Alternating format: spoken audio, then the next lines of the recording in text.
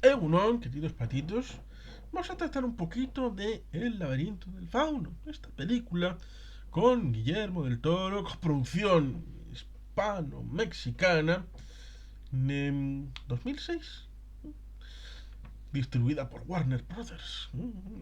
Que bueno, son gente voluble y concupisciente. Es una película que trata hechos fantásticos, maravillosos, surgidos de la necesidad objetiva de tiempos de dificultad personal y colectiva.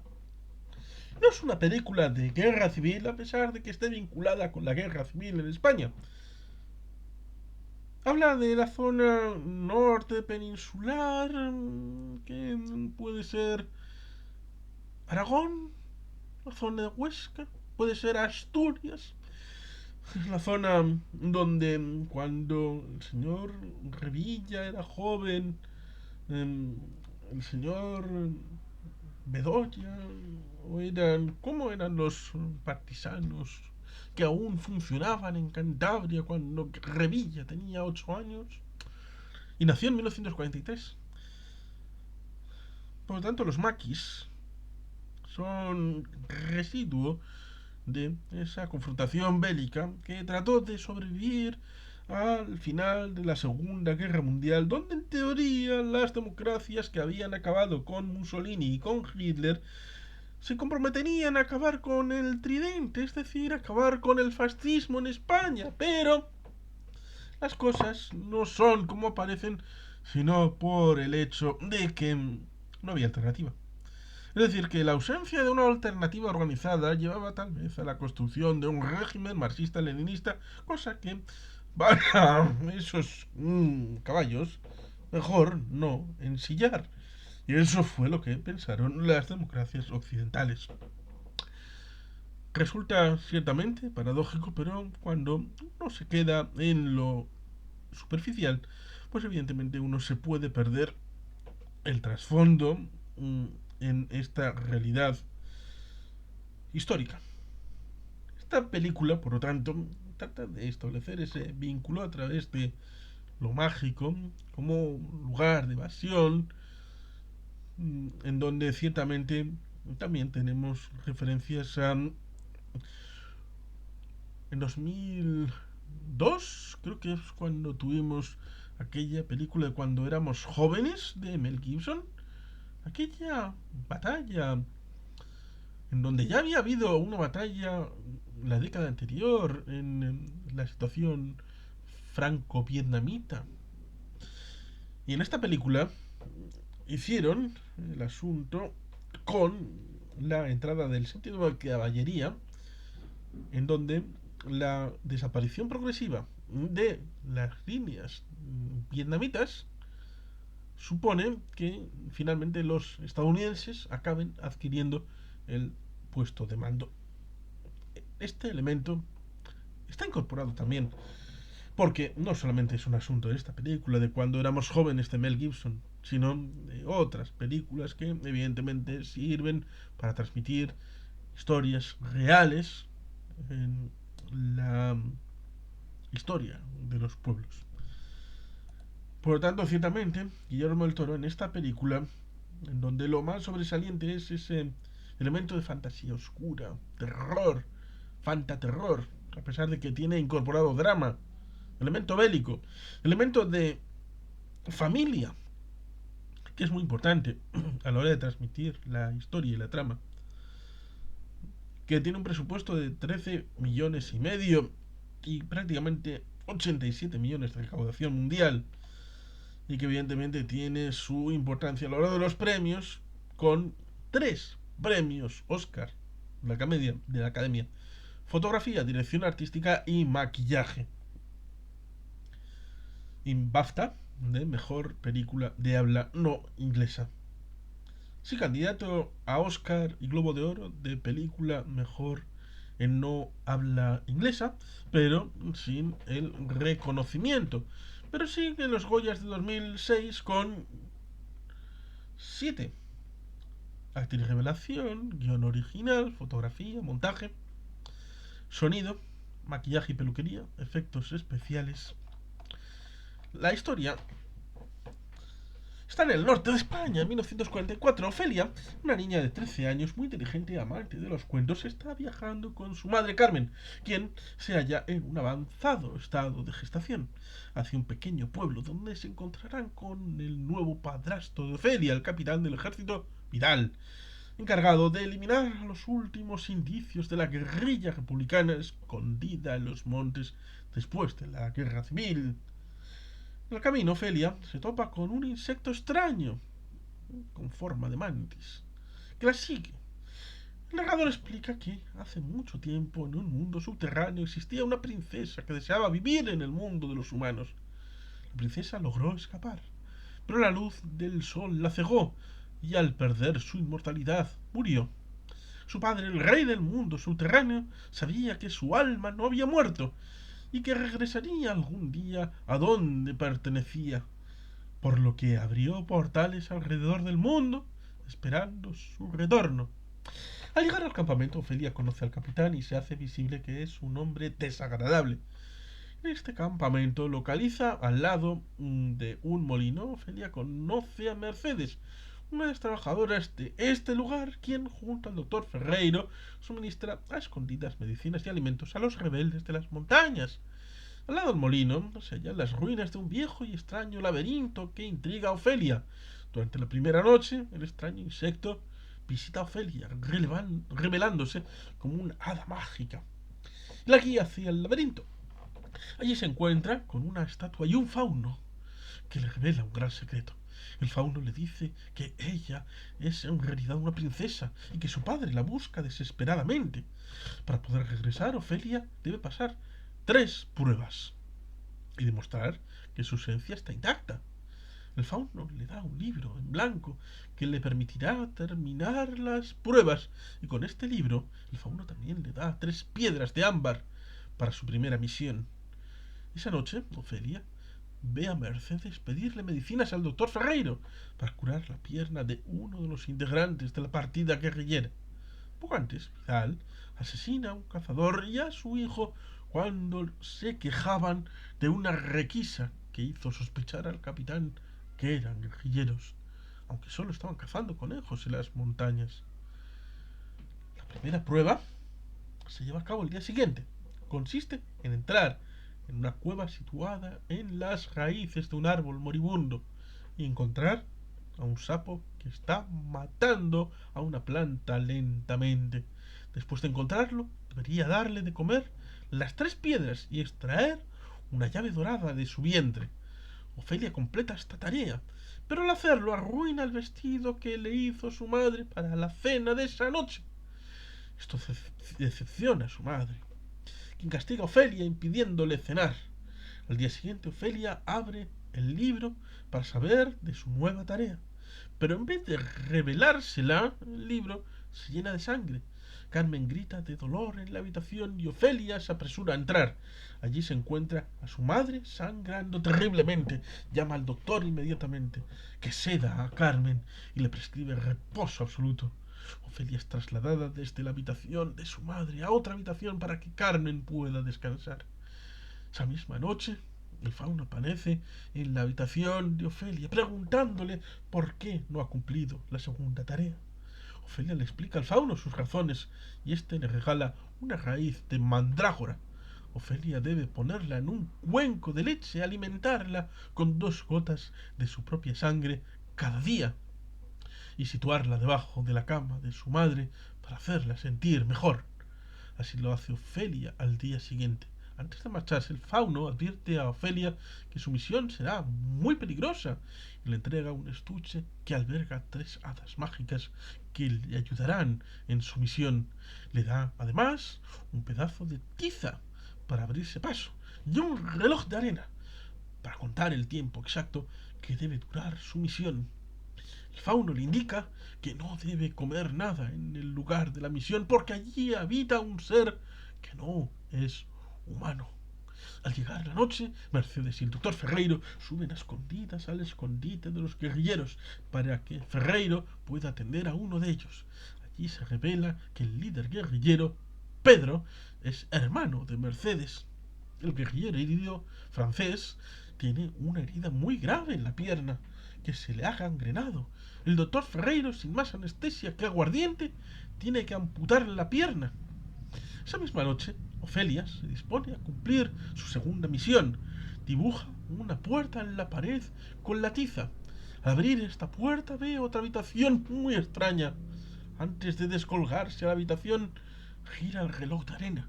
Debe regresar antes de que la arena del reloj terminase de caer y libera a las hadas, quienes la dirigen hacia unas pequeñas puertas en la pared, como cajas fuertes. En la habitación también hay una gran mesa llena de apetitosa comida de muchas clases y sentado se encuentra un monstruo sin ojos, el hombre pálido. ¿Mm? En las paredes se hallan pinturas de este monstruo matando y comiendo niños pequeños. A un lado hay una pila de zapatos de niños que sugiere un destino terrible. Ofelia utiliza la llave que obtuvo del vientre del sapo para abrir una de las 3 puertas de la pared. Decide abrir la puerta de la izquierda, a pesar de que las hadas le indicaron que abriese la que se encuentra en medio. De esta saca una daga. Al dirigirse a la salida, Ofelia no puede resistir la tentación de comer 2 uvas, sin tener en cuenta la advertencia que el fauno le había hecho previamente, ni prestando atención a las advertencias de las hadas en ese momento. Esto causa que el hombre pálido se despierte y con sus ojos ocultos en las palmas de sus manos se disponga a atacar a Ofelia. Las hadas se apresuran a defenderla, pero el monstruo captura a 2 de ellas y les da muerte, arrancándoles la cabeza con la boca. Ofelia se apresura a la salida, pero su tiempo se agota antes de llegar y la puerta se cierra frente a ella. Asustada, logra crear otra puerta en el techo y escapar con una sola hada instantes antes de que el monstruo las alcance.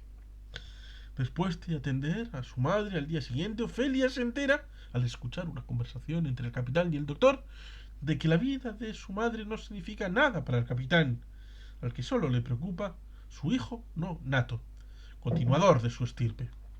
Mientras tanto, el capitán Vidal se encamina a las montañas para atacar a los rebeldes. Allí encuentra una fogata apagada y entre sus rescoldos las mismas medicinas que el doctor le dio a Mercedes. Al parecer, los guerrilleros habían tenido que huir y se vieron obligados a abandonar las medicinas. La mañana siguiente se destaca un tiroteo en las montañas y la mayor parte de los guerrilleros muere en el enfrentamiento. Pero el capitán captura a uno de los rebeldes malherido para torturarlo, dándose cuenta después de que es tartamudo. El capitán le da la oportunidad de irse si cuenta hasta 3 sin tartamudear, pero el rebelde no lo va a lograr y es brutalmente torturado por el capitán. Por la noche, el fauno visita a Ofelia para saber el resultado de la segunda misión. Con lágrimas en los ojos, Ofelia empieza a explicar que tuvo un accidente, pero antes de que pueda continuar, el hada, que sobrevivió a esta travesía, se apresura a contarle al fauno lo sucedido. El fauno, furioso, le dice a Ofelia que cometió un error y que no es la elegida. Al desobedecer las reglas, Ofelia agotó sus posibilidades de volver a su reino junto a sus padres y debería seguir viviendo como humana. El fauno desaparece en las sombras y deja a Ofelia llorando. Al día siguiente, Vidal le pide al doctor que ayude al prisionero torturado, quien pide al doctor que termine su sufrimiento y lo mate. El doctor se lo concede. Al mismo tiempo, Vidal obtiene una muestra de medicina del maletín del doctor que compara con la medicina encontrada en las montañas. Vidal, ahora enfurecido por la traición del doctor y por su desobediencia, saca una pistola y termina con la vida de Ferreiro. Mientras Ofelia alimenta la mandrágora que alivia el dolor de su madre, el capitán le sorprende y grita enfurecido al darse cuenta de lo que estaba debajo de la cama. Carmen despierta y pide hablar con Ofelia a solas. Le explica que la vida es dura y que la magia no existe. Carmen lanza la mandrágora a la chimenea encendida, donde se retuerce con un agudo chillido hasta morir. Al instante, Carmen se encuentra sangrando en el suelo. Llaman al encargado del botiquín del puesto, pero Carmen muere durante el parto. La única preocupación de Vidal será su hijo, que se encuentra bien. Después de esto, los rebeldes atacan un tren y lo hacen descarrilar. Vidal se dirige al paraje al instante, pero tan pronto como llega se da cuenta de que todo era una trampa para atacar el campamento y apropiarse de los alimentos destinados al pueblo que Vidal guardaba en una bodega bajo llave a fin de impedir que los campesinos ayudasen a los guerrilleros. Esto le hace sospechar de Mercedes, pues el candado de la bodega no estaba forzado y ella le había asegurado que la llave que le dio al capitán era la única. Por esta razón, Mercedes decide huir con Ofelia, quien le ruega incesantemente que la lleve con ella. No logran llegar muy lejos cuando Vidal las atrapa. Encierra a Ofelia en su habitación y lleva a Mercedes a la bodega para torturarla. Cuando Mercedes se encuentra atada en la bodega y a solas con el capitán, saca un cuchillo de mondar patatas que tenía oculto en el delantal, se libera y ataca al capitán. Mercedes le causa 2 heridas superficiales en pecho y espalda y un corte en la mejilla desde la boca. Sale de la bodega y se dirige a las montañas, donde los rebeldes, entre ellos su hermano Pedro, le salvan de los hombres de Vidal que la habían acorralado. Entre tanto, Ofelia es visitada por el fauno una vez más en su habitación. Se abraza a él y este le ofrece una segunda oportunidad con la condición de que ella haga todo lo que le diga sin hacer preguntas. Ofelia acepta y el fauno le pide que lleve con ella a su hermano recién nacido al laberinto.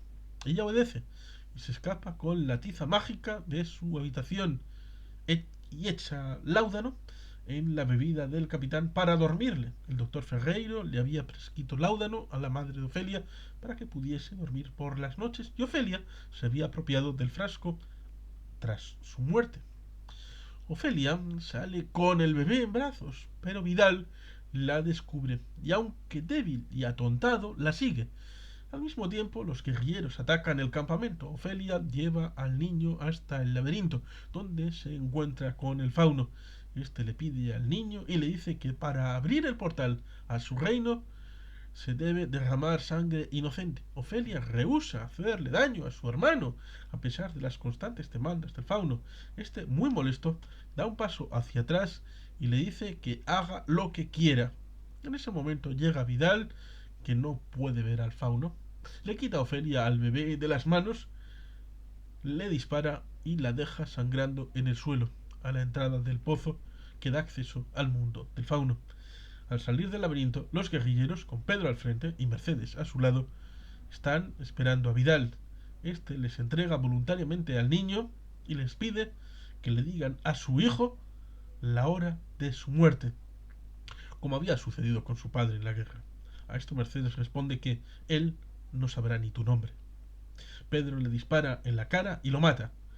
Los rebeldes entran en el laberinto y encuentran a Ofelia en el suelo moribunda. Sin poder ayudarla, solo pueden verla sucumbir. Su sangre gotea desde arriba sobre la extraña estatua de la gruta del fauno y a la luz de la luna llena obra un milagro. En la cara de Ofelia nace una sonrisa. En la última visión se ve a sí misma en un palacio dorado frente a sus padres, el rey y la reina, la cual guarda un enorme parecido con Carmen, del mundo subterráneo. El rey dice que la última prueba era derramar su sangre antes que la de un inocente, su hermanito. Y el fauno felicita a la niña de que ha elegido bien. Ofelia se convierte en la princesa y está lista para vivir eternamente en su palacio. Mientras tanto, la Ofelia terrenal muere en los brazos de Mercedes.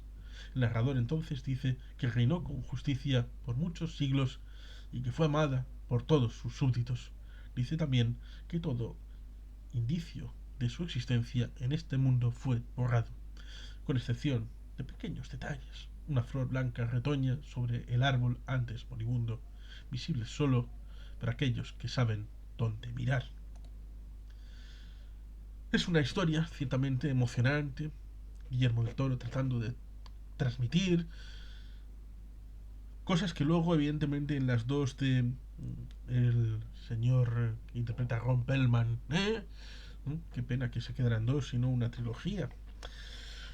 Y luego en esa película que se logró los Oscars, los premios de la Academia, con ese bichito del agua, Ciertamente, Guillermo del Toro ha contado muchas veces historias fantásticas, como suele pasar, para tratar de transmitir aquello que a través de la fantasía superpone con el mundo cotidiano en sus dificultades, en un mundo en guerra, después de la guerra civil, la situación respecto a el paralelo a la guerra mundial, los maquis, los guerrilleros.